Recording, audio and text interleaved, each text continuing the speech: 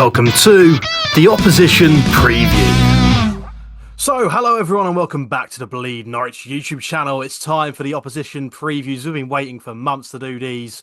Now the season has come around and our first game is Millwall at home, and I have none other than Millwall TikToker George Cole with me. George, how are you today, buddy? Very good. Happy to be here. Just buzzing, to be honest with you. Just buzzing now. The season's back on Saturday. Can't wait for it. Can't wait for it. Yeah, I remember you did say to me before the podcast that you've had a very exciting pre-season. I think we'll start on that in terms of Millwall. Like, you guys have had a very exciting summer, haven't you? Yeah, there's a lot of anticipation going into this season. We've had a very exciting pre-season and an exciting summer. We've kept a lot of our better players from last season, and the ones which we have moved on were maybe aging a little bit, which means we've lost some experience, but we've also replaced them with some good experience and some better quality players in certain areas as well. So there's a lot of excitement at Millwall going into this season, and I think we've all been waiting for this first game just to roll around and just to get underway because there's a lot of excitement. I mean, what a first game it is. Two sides with who have had, like you say, very exciting transfer windows, and it's sort of like two new sides coming up against each other. Obviously, last season Norwich were pretty dross. Millwall weren't too bad, but it's yeah, two completely new sides, isn't it? Yeah, well, so it's off the back. Millwall's sort of anticipation going into this season is off the back of the end of last season, where I think we won, was it 7 of our last 10, which gave us a real shot of getting into the playoffs. Then we were actually in the playoffs for all but about 2 minutes against Burnley away on the last day, but unfortunately just missed out. But we sort of carried that momentum over into pre-season, and we've had some really positive performances in pre-season. Scored a lot of goals. Obviously, pre-season isn't about a result; it's just about fitness. But some of the little patterns of play, certain players have really impressed as well. And say we've done some really good business in the transfer market as well. I know Norwich have also done some good business as well. They've signed a few untapped gems is the way I would describe them when I was looking through the list on transfer market earlier. Yeah, I think that's the best way to describe sort of our transfer window. And it's a very sort of modern day Norwich transfer window. Obviously, you can remember back to 1819 when we signed Buendia and Pookie out of the blue. No one heard of them. They turned out to be absolute world beaters in the championship, and I'm fingers crossed, hoping that the guys who signed this summer can do the exact same. But yeah, like you say with Millwall, you've just finished just below the playoffs. Season before wasn't so great, but there's been sort of multiple seasons where you have finished just outside the playoffs. Is this the season where it could change, George? I think so. I think so. We're usually quite a pessimistic fan base, I would say, but going into this season, certainly very opposite, very optimistic. Say off the back of last season, just missed out on the last day against Burnley, and we lost some key players, a lot of experienced players who have been at the club for a long time, like Sean Hutchinson, Murray Wallace, George Saville, have all been moved on. They've all left the club. And we have replaced certain positions with certain more experienced players. The likes of Luongo has joined from Ipswich, which again brings not only a little bit of quality, he's playing in the Premier League last season, but also experience. Um, yeah, and we've also made some really good signings as well. The likes of Alfie Doherty was tipped to play in the England squad a few years ago. We had a really good season in the Premier League with Luton. It'll be a great signing for us. Josh Coburn is the one where everyone's well, we signed him for a lot of money for a club like us. I think it was with add-ons, etc., come to about £5 million, and he was with us last season, but spent a lot of time on the injury table.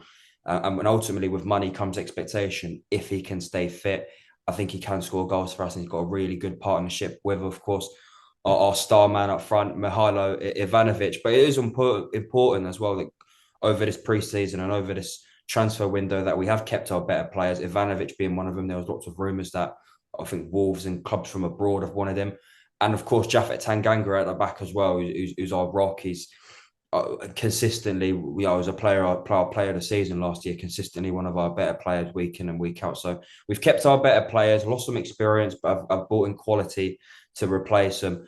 And ultimately, I think the squad has shaped up really well. I think the squad's looking really well going into the season. Again, a lot of optimism, anticipation, and yes, I'm really, really excited with a new, young, hungry squad.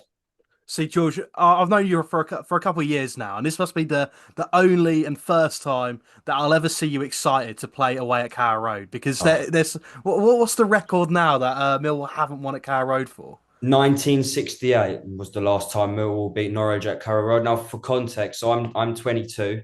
My dad, right, who's 60, was 3 years old Oh, Christ. when Millwall last beat Norwich at Carrow Road. So it's been a very long while. But all sort of, what do you call them? All unwanted streaks come to an end eventually. They do come to an end eventually. So you never know going into this Saturday. But I say myself and a lot of Millwall fans very excited for this Saturday and going into this season. Lots of optimism. And as you should as well, like you say, your squad's massively improved. And the one name that you did point out that I'm very scared of, and that a lot of other Championship fans have tipped to sort of have a really good season, sort of be the Championship top goal scorer, is Mihailo Ivanovic. Mm. How important is he going to be come Saturday and for the rest of the season? Oh, massive. I mean, bookies currently have him as 22-1 to be Championship top goal scorer. He scored 13 goals in all competitions last season, and all of them sort of came from January onwards because the first couple of months after we signed him, he was still settling in. He was bought for a record fee. It's a lot of pressure at a young age. But from January onwards, he was our main. He was our main threat. He was our number nine. He played every week, and he scored all different types of goals as well. He's certainly he's an absolute machine in front of goal to have it right. I mean, he scores all types of goals: headers, left foot, right foot, penalties. Scored a belting free kick away at Preston. Is certainly the danger man for Norwich fans to look out for. Certainly because not only because of how lethal he is in front of goal, but also off the ball as well. He can hold it up. He's a strong lad. He can offer different things. He can run in behind. He can come in deep and link up the play. He can win flick-ons because he's a tall. He's a big man. So he certainly is a danger man, and I'm very grateful that Millwall have managed to keep him this season, especially with the amount of rumours and links and interest there was in Mihailo Ivanovic. We've done really well to keep him. So certainly for this season, he'll be a threat, and then see how he does. And I reckon next season, I reckon we'll cash in. Yeah, no, he's the one that I'm quite nervous for. I do think that Norwich have strengthened really well defensively. Last season, we were very well known for losing points from winning positions. I think it was 30 points in the end, which had we theoretically won all those points, it would have seen us in the top six and maybe in the top two. I'm not too sure. Um, but defensively, we brought in Harry Darling, Jakov Medic, new goalkeeper in Kovacevic, Jeffrey Schlupp at left back. So we've strengthened there defensively. How do you think Ivanovic will fare against that? Do you think he'll struggle a bit and maybe be sort of, I guess, isolated maybe by just two towering centre halves? Or do you think he can hold his own? I think he can hold his own. I think it's going to be a battle. It's going to be a scrap for Norwich's defence and going up against our attack because we like to play 4-4-2, very classic Millwall 4-4-2. But we play 4-4-2 and we play Ivanovic and Josh Coburn up front, two sort of battling rams in a way who can play football, but they work really well. And towards the back end of last season, especially, they formed a really good partnership. So it's going to be a test. It's going to be a test for us going up against a really strong Norwich defence, as well as the Norwich defence coming up against our strikers because it's going to be a very physical battle. No, of course, like you say, it's going to be it's going to. I think this is going to be sort of a top six scrap really very early on in the season in terms of both sides do have loads of quality and loads of potential this season to finish high at the table. Obviously, in my prediction, I did have Millwall sort of just on the lower end of the pushing for playoff places in 11th, but definitely a shout for pushing up higher. Definitely agree. What are you sort of most worried about going to Carrow Road? So, like, what sort of players are you a bit scared of in a Norwich term? Josh Sargent is the obvious one. I know he's been rumoured to move away this summer, and Norwich have managed to keep hold of him. He'll be firing on all cylinders. He's an extremely dangerous striker in this division. When I was doing my research before around on players Norwich have signed, I've seen you spent transfer market said about £8 million on. Is he Danish? Danish, yeah, Matthias Kvistgaarden.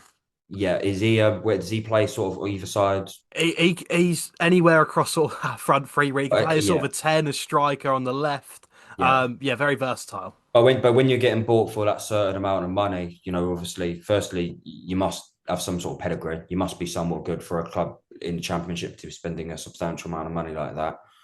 But also, money comes expectation. It comes with you've got to be able to perform. So to get bought for that amount of money, he's obviously an extremely dangerous player. But Josh Sargent is no doubt the one. I'm sure he'll be firing on all cylinders because, say, at this level, he's proven he's a dangerous striker at this league. In this league, he's very dangerous. That's it. I think a lot of Norwich fans will back the idea that Josh Sargent is probably the best striker in this division.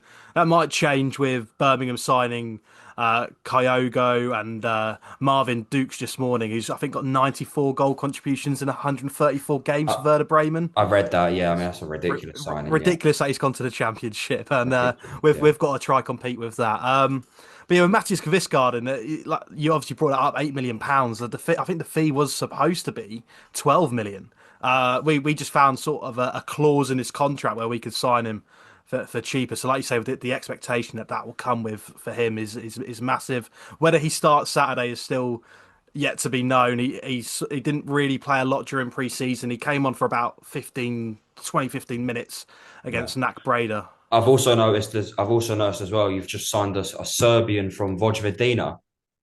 Yeah, well, he came from there, but it was at Familiar Chow where we signed Oh, him from. But he oh, did come from there. Yeah, yeah, yeah. It's the yeah, same club as Ivanovic, isn't it? Ivanovic. Yeah, so that's a little. He's Serbian, right?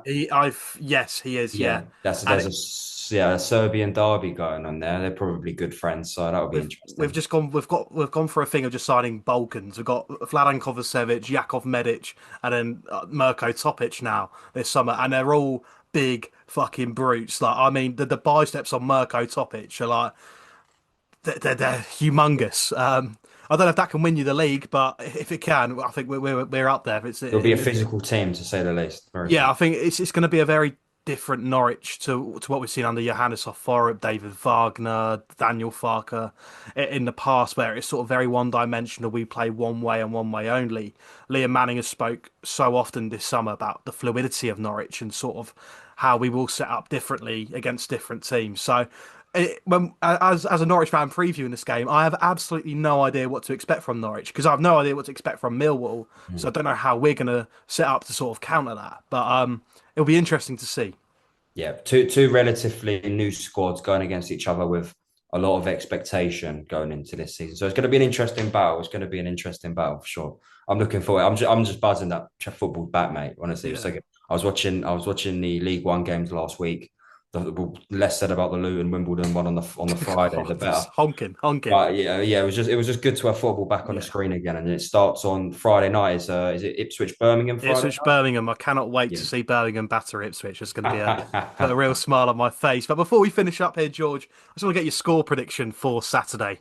Yeah. So I said this on my TikTok page earlier, of what my prediction is. Mill have had a horror time at Carrow Road in I say recent years. It feels like forever.